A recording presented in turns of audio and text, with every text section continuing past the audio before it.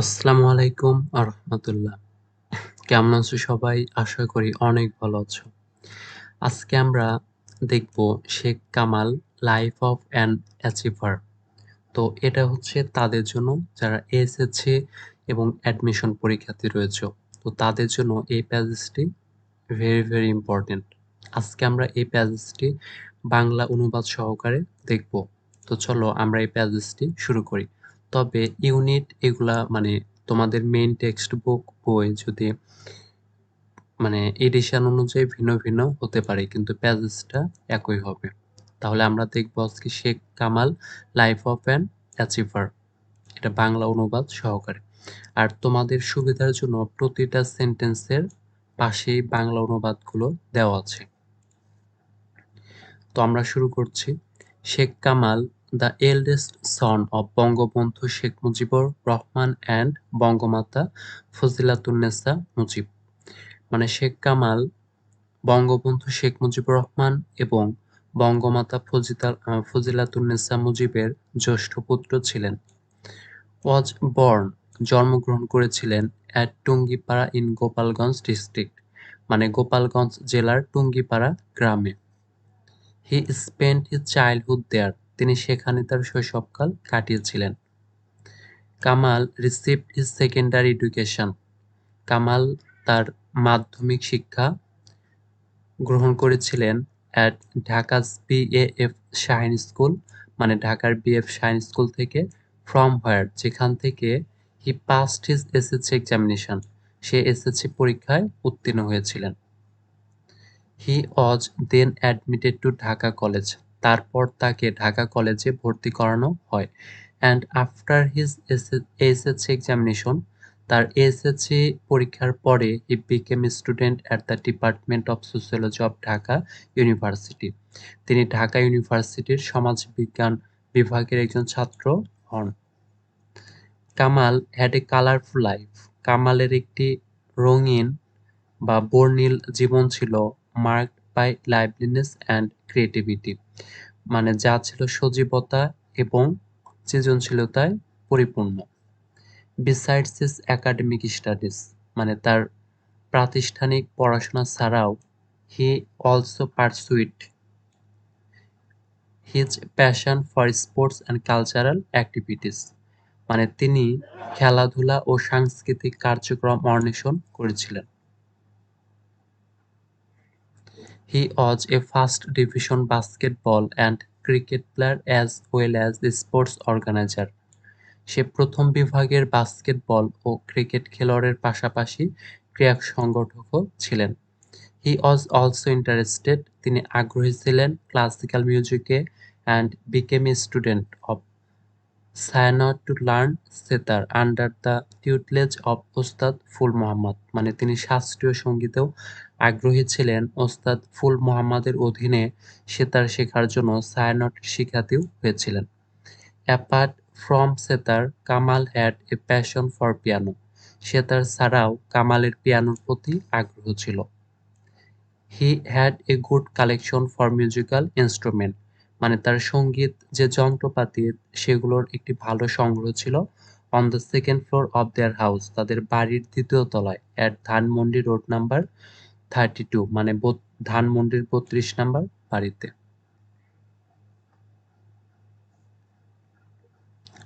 It is well known to his friends that Sheikh Kamal used to begin his day practicing the sitar and during the day played basketball or football or cricket. তার বন্ধুদের নিকট সুপরিচিত ছিল যে শেখ কামাল সেতার অনুশীলন করে তার দিন শুরু করতেন এবং দিনের মধ্যে তিনি বাস্কেটবল, ফুটবল অথবা ক্রিকেট খেলতেন। ইন দ্য ইভিনিং, সন্ধ্যায় he was often seen on stage researching a play, সন্ধ্যায় তাকে মঞ্চে নাটক অনুশীলন করতে দেখা যেত। He took part in stage performance of Kabar written by prominent playwright Shahid Munier Chowdhury, বিশিষ্ট নাট্যকার শহীদ মুনীর চৌধুরীর কবর নাটক মঞ্চায়নে তিনি অংশগ্রহণ করেছিলেন। Kamal was one of the founders of Dhaka theatre, Kamal Dhaka থিয়েটারের অন্যতম একজন প্রতিষ্ঠাতা ছিলেন। He was also a founder of Spandan Shilpi গোষ্ঠী, এ কালচারাল অর্গানাইজেশন। তিনি স্পন্দন শিল্পী গোষ্ঠী, যা একটি সাংস্কৃতিক সংগঠনেরও প্রতিষ্ঠাতা ছিলেন। And who does not know that Sheikh Kamal was the founder of Abahani? এবং এটা কে না জানে যে শেখ কামাল আমাদের দেশে আধুনিক ফুটবলের সাথে পরিচয় করিয়ে দেওয়া Abahani.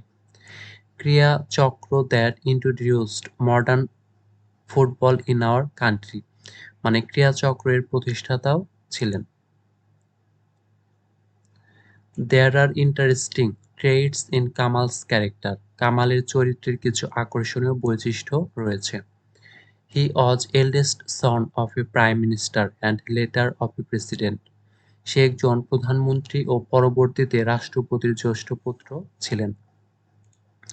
Yet his life was very simple. তবুও তার জীবনযাপন ছিল অত্যন্ত সাধারণ। He did not take any advantage of his father's name and office. তিনি তার পিতার নামের ও ক্ষমতার সুবিধা নেননি। As he loved to spend time with his friends at Tungipara in his childhood, he loved to do the same during his college and university days. যেহেতু শৈশবকালে তিনি টুঙ্গিপাড়ার বন্ধুদের সাথে সময় কাটাতে পছন্দ করতেন, কলেজ ও বিশ্ববিদ্যালয়ের দিনগুলোতেও তিনি তা করতে পছন্দ করতেন। Watching good movies with them in Madhumita, নাচ or Balaka cinema hall was also something that he really liked. তাদের সাথে মধুমিতা নাচ অথবা বলাকা সিনেমা হলে চলচ্চিত্র দেখাও ছিল তার পছন্দের একটি কাজ।